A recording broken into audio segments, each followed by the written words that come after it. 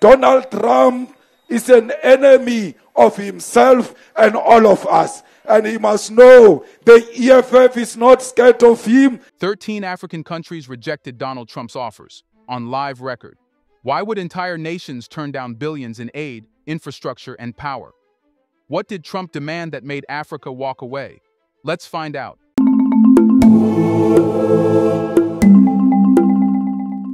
The shock wasn't that Africa said no. The shock was how many said it, loudly, deliberately, and without hesitation. 13 countries, 13 refusals. But these weren't the usual closed-door, carefully worded diplomat. Let's start with South Africa. Trump's offer was simple on paper: better trade access and agricultural incentives. But the demand behind it was unthinkable: abandon BRICS. In essence, the U.S. told Pretoria to give up its role in a growing anti-Western economic bloc in exchange for a handshake. And worse, Trump's administration stoked the flames with claims of white genocide, pushing for the resettlement of white South African farmers in America. To President Cyril Ramaphosa, this was more than offensive. It was an attempt to racialize foreign policy, destabilize domestic politics, and pull South Africa into America's culture wars. He didn't just reject the offer, he used it as fuel to push closer to China and Russia. Then came Ghana. When U.S. officials arrived in Accra with a $500 million military assistance proposal, they likely expected gratitude. Instead, they encountered suspicion. The deal included language that allowed U.S. troops extended access to Ghanaian facilities and exempted American personnel from local laws. The catch: Ghana would have little oversight. The backlash at home was swift. Citizens protested, opposition parties rallied, and Ghana's president quietly backed away. Ghana didn't just say no, they turned the moment into a pivot, accelerating bilateral discussions with Turkey, Russia, and China instead. Nigeria's case was perhaps the most direct insult disguised as diplomacy. The Trump administration offered major investments in the oil sector, but hidden in the paperwork was a demand for a 51% controlling interest in key extraction zones. The message was crystal clear. America wanted to own Nigeria's crown jewel. For a country whose identity is tightly interwoven with its oil sovereignty, it was a red line. The Nigerian government walked out of negotiations. That same month, Chinese energy firms secured exploration licenses in the Niger Delta. Kenya's story added another layer: legal surrender. A $3.6 billion infrastructure proposal came with a clause that shocked Nairobi. In the event of a dispute, arbitration would occur in American courts, not in Kenya, not in neutral territory, in the U.S. judicial system. Essentially, the deal gave Washington final legal authority over Kenyan projects on Kenyan soil. Kenya rejected the offer, not out of spite, but out of survival. Days later, they secured a similar infrastructure deal with Beijing, minus the legal colonization. And then there was Tanzania. When the Trump administration offered COVID-19 vaccines and medical infrastructure, they assumed urgency would push the government to accept. But the terms were chilling: no transparency on trial data, no clarity on side effects, and little respect for Tanzanian health regulators. It was a demand for blind trust. Instead, the late President John Magufuli chose a slower but more sovereign path, turning to China and India for medical partnerships that offered documentation, oversight, and dignity. These cases weren't connected by coincidence. They were tied by a pattern. Each country was offered something flashy: money, infrastructure, security, but always with a cost that targeted their laws, their assets, or their political alliances. And that pattern leads us to a bigger question, one even more dangerous than any clause in a contract. What if it was never just about the deals? What if it was about the man offering them? Let's take a closer look at how Trump himself became the reason these doors closed.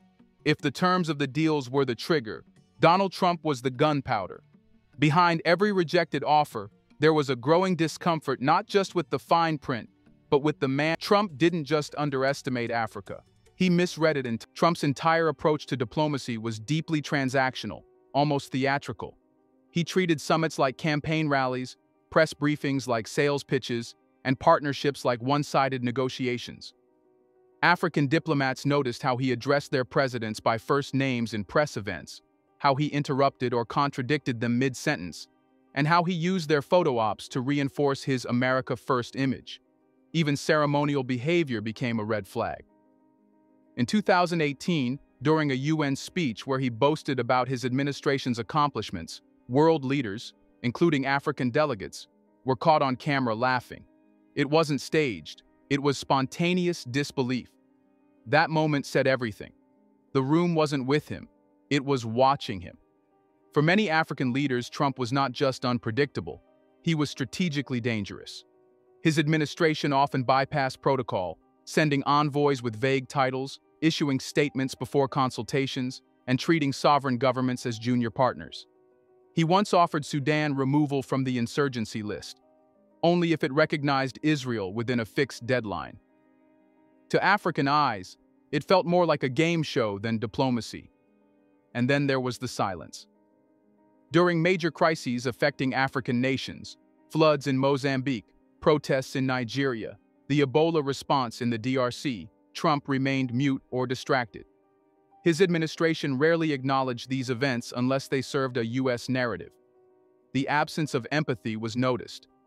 That silence stood in contrast to his loud endorsements elsewhere. He frequently praised authoritarian leaders, joked about staying in office beyond 2 terms, and once mused about buying Greenland, raising questions about how he viewed sovereignty at all. For African countries that had fought long battles for independence, Trump's behavior wasn't just offensive, it was triggering. It brought back the image of the outsider with money and power, expecting obedience in return. So even when his administration came offering security, or roads, or aid, the question remained, at what cost to our dignity? The message from Africa was subtle but sharp. You cannot insult us on Monday and invest on Friday. You cannot degrade us in speeches and expect handshakes in meetings. Respect is not retroactive, and diplomacy is not a performance. And the result? Trump's diplomacy didn't just hurt his deals, it helped unify African leaders around a shared instinct. This relationship had to change. The trust was broken, and the continent was ready to look elsewhere, not just because of contracts, but because of character. And that shift wasn't limited to emotions. It had real geopolitical consequences. So the question becomes, where did Africa turn when the U.S. doors closed, and what new alliances began to form in the shadows? Let's follow the path. Here's a reminder to please like and share the video, and subscribe to our channel to watch more videos on Black culture, history, civilization, and identity. Let's continue now. Once the trust was gone, the pivot began. By the time Donald Trump's presidency approached its 3rd year, African leaders weren't just rejecting deals, they were replacing them, not with thin air, but with new players. While Trump insulted, demanded, and dictated, other powers watched quietly and moved strategically. And it was China that moved fastest. Beijing understood what Trump never did. Respect doesn't cost a dime, and silence often speaks louder than insults. Without fanfare, Chinese delegations expanded across the continent, attending summits, funding projects, and offering deals without the humiliating language. Unlike the Trump administration, which framed aid as rescue, China pitched it as business. No savior complex, no moral superiority. Just roads, railways, ports, and returns. That tone mattered. In Angola, Beijing's infrastructure investments expanded while Trump's Africa policy remained vague. In Zambia, Chinese tech firms replaced shelved U.S. proposals. And in Ethiopia, when the U.S. pulled back after political unrest, China moved in with satellite and surveillance partnerships. But this wasn't just about China. It was about BRICS and the emerging philosophy they represented. While Washington offered deals with demands, BRICS offered collaboration with conditions negotiated on equal footing. India began pushing pharmaceutical and tech deals in East Africa. Russia sent mining and energy experts to Mali, Guinea, and Sudan. Even Brazil re-engaged diplomatically in Lusophone Africa, rekindling cultural and agricultural exchanges. Africa wasn't choosing the East out of desperation. It was choosing it out of design. Because these new alliances weren't just economic, they were symbolic. They marked a divorce from the post-Cold War era, where Africa was seen as a prize in Western geopolitical chess. Now the board was flipped, and Africa was choosing its partners. Trump's failure created a vacuum, but it didn't remain empty for long. As U.S. embassies struggled with diplomatic fatigue, Chinese-built embassies, stadiums, hospitals, and schools dotted the skyline of African capitals. As Trump cut pandemic-era funding, India and Russia sent medical advisors and supplies. Even culturally, the balance was shifting. African students are increasingly enrolled in Chinese and Turkish universities. Local tech hubs collaborated with Indian developers.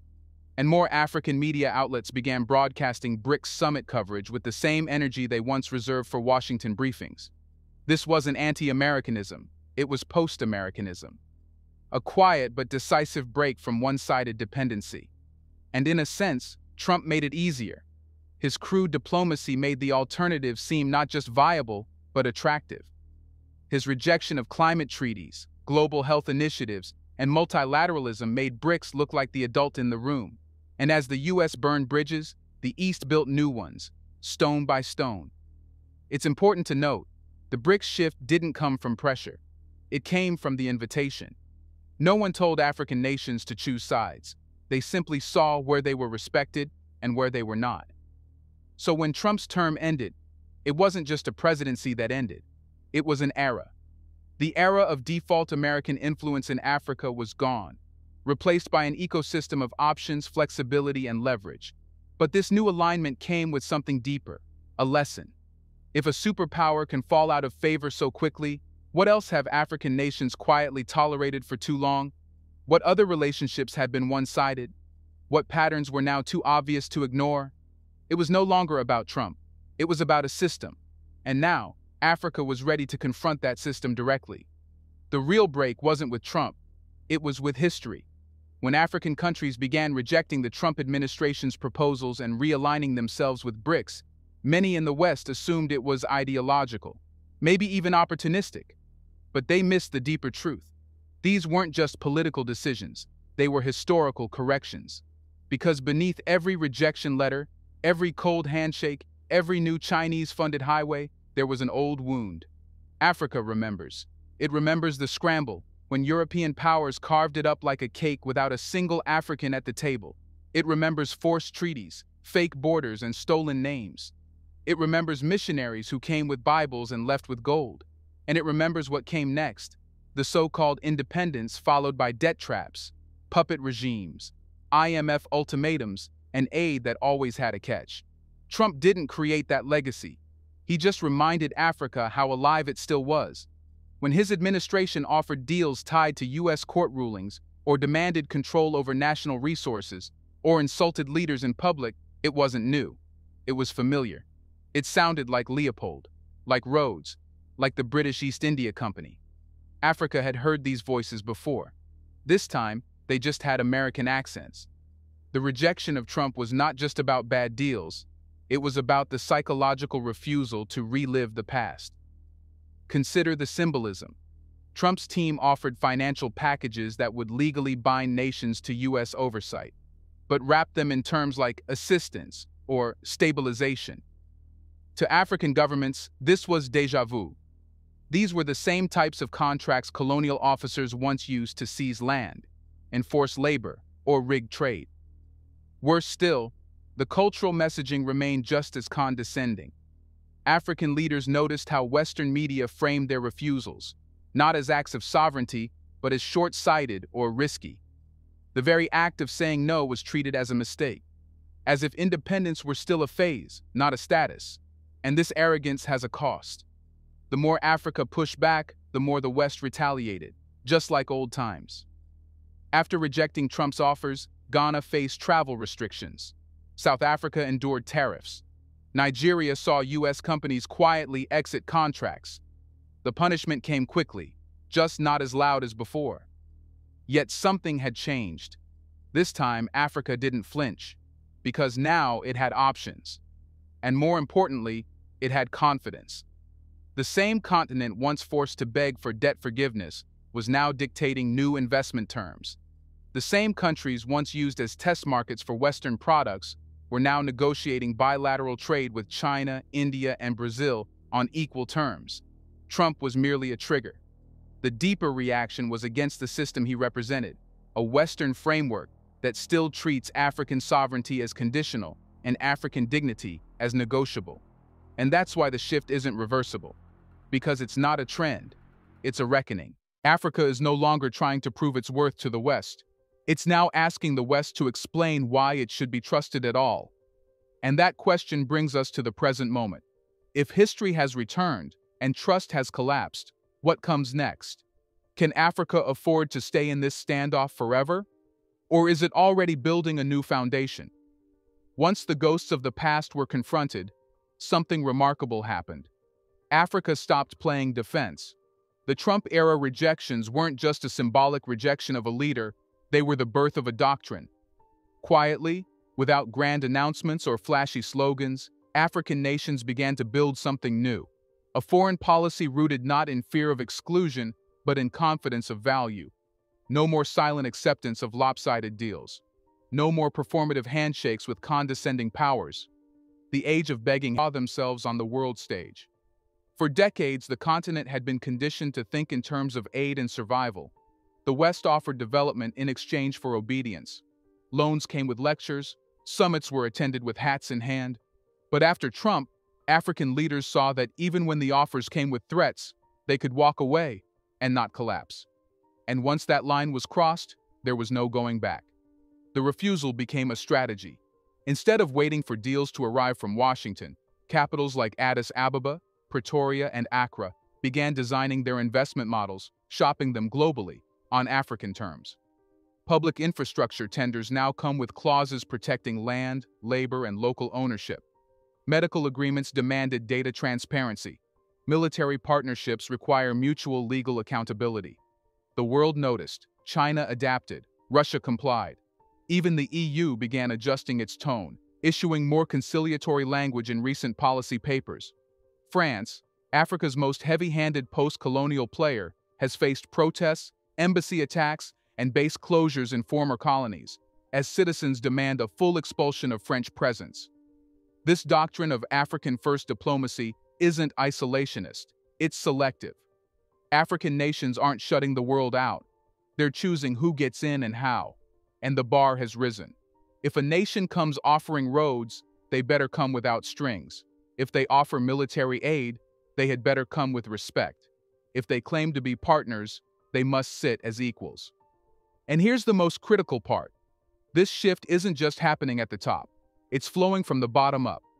Young Africans, activists, entrepreneurs, farmers, and engineers are no longer inspired by the West. They're building African apps, watching African news, wearing African fashion, and speaking native languages with pride. The post-Western generation isn't dreaming of New York or Paris. They're dreaming of ownership, of their land, their wealth, their narrative. The Trump moment acted like a match, lighting the fuel that had long been building under the surface. It was a diplomatic embarrassment, but it triggered a cultural awakening. By trying to dictate terms from a position of arrogance, the U.S. exposed how fragile its influence had become. And in that exposure, Africa found its leverage. Now the continent is moving from resistance to leadership, from reaction to strategy, from the receiving end of history to the writing end of it. This isn't a phase, it's a turning point. The age of conditional deals is ending. The new rule is simple. No dignity, no deal. No respect, no alliance. No equality, no entry. And that's why this story doesn't end with Trump. It begins with what Africa did after Trump, when it realized it never needed permission to stand tall. Because in the end, Africa didn't just reject a man. It declared, "We are done asking. From now on, we decide." Do you think Africa will ever bow to the West? Why can't the West accept this fact? Let us know in the comment section how long it will take Trump to realize Africa is no longer the same. Do you want to watch more videos like this one? If so, subscribe to our channel and press the bell icon next to it. We have decided to bring videos on something nobody talks about: the Black culture, civilization, history, and evidence about how glorious Blacks have been. Thanks for watching, and until the next video, stay tuned.